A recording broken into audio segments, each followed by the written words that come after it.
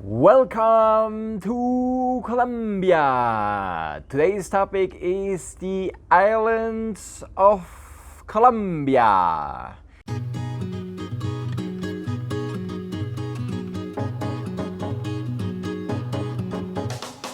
Today we are hosted by Hostal Casa Colibri. This is a very interesting place. To get here you actually have to walk through a labyrinth. Especially in the night, it's a very nice experience because you walk through those streets with the high walls on the left and the right with some very nice lights. They say these houses are over 200 years old and the heritage of the town. Once the river was almost flowing through it, and it was visited a long time ago by merchants of the region. My name is Frank, I'm Swiss, I live in Colombia for over 5 years and I run a travel agency. And I know what I'm talking about, and I talk about Colombia. So let's start with the topic, what we can find in Colombia. Colombian islands. As you might know, Colombia has two coasts. There's the Pacific and the Atlantic coast. And there are also many rivers and lakes, and Colombia counts over 70 islands. And most of them are actually found in the Atlantic Ocean in the Caribbean Sea. So let's start with the most important. We have the archipelago of San Andres, Providencia and Santa Catalina. I've been there twice, and first I can say San Andres, it's a mass tourism destination, and if you like mass tourism, if you like seeing destroyed nature, destroyed reefs, people drinking on the street, that's the place for you to go. You have many airlines flying there every day from Bogota, from Cartagena. More and more, you have all-inclusive hotels. You have one nice beach, one sandy beach. It can get really crowded, and then you can do what you can do on those destinations. You can rent a scooter, you can rent a golf cart, you can rent those water bikes, and to everybody, actually, I don't recommend going there. But if you want to go to the neighbor island, which is called Providencia, you have to make a stopover in San Andres.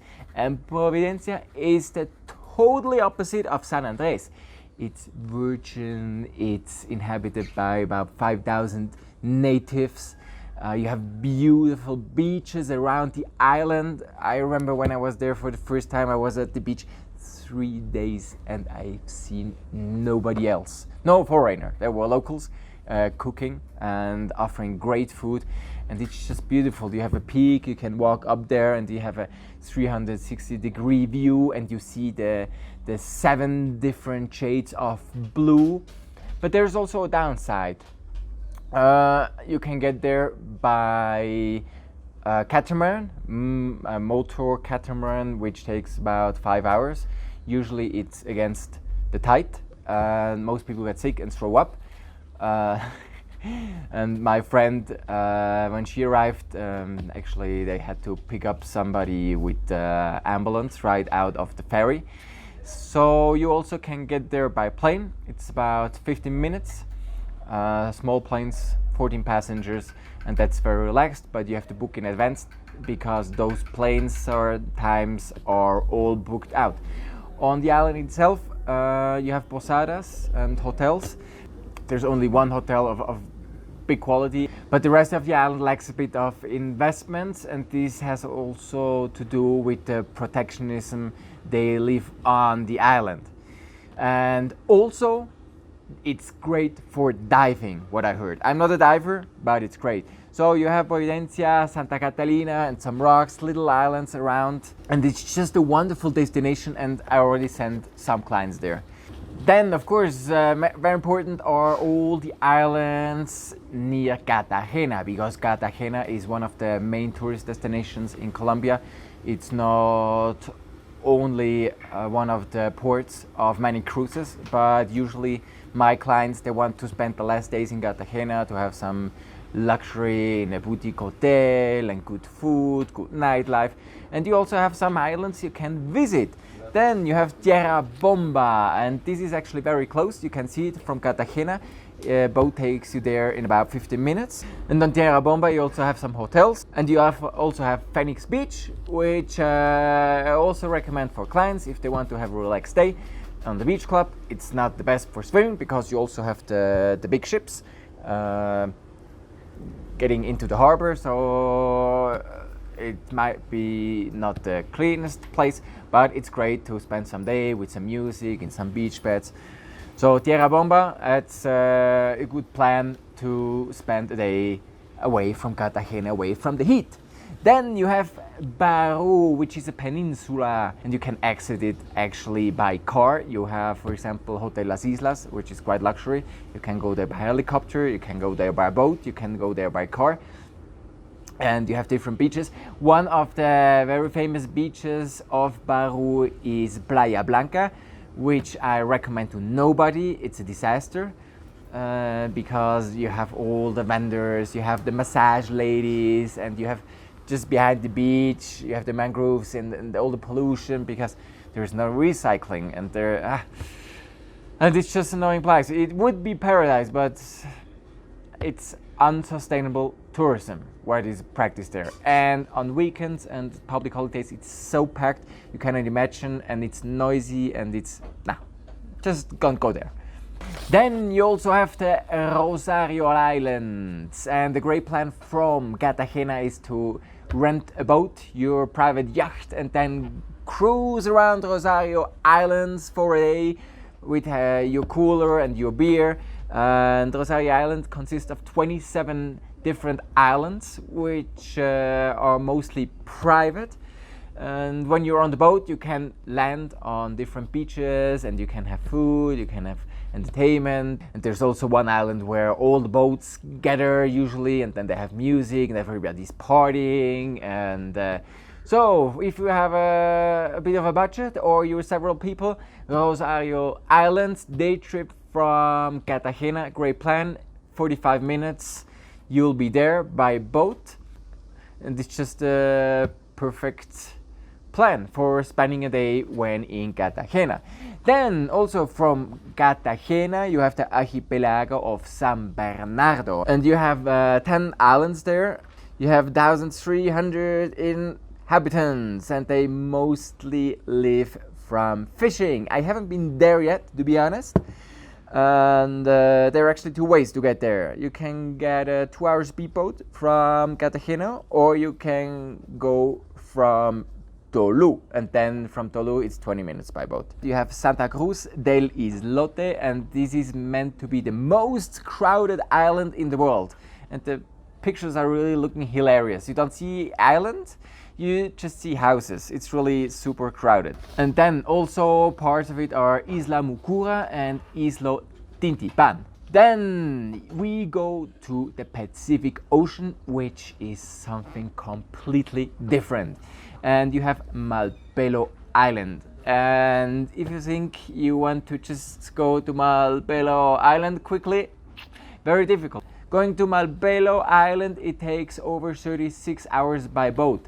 And you have some requirements. If you want to go there, you have to be over 18 years old or having permission of your parents. Then you need to have a scuba diving certificate and minimum of 35 excursions. And then you need, for every 6 people, you need to have a guide.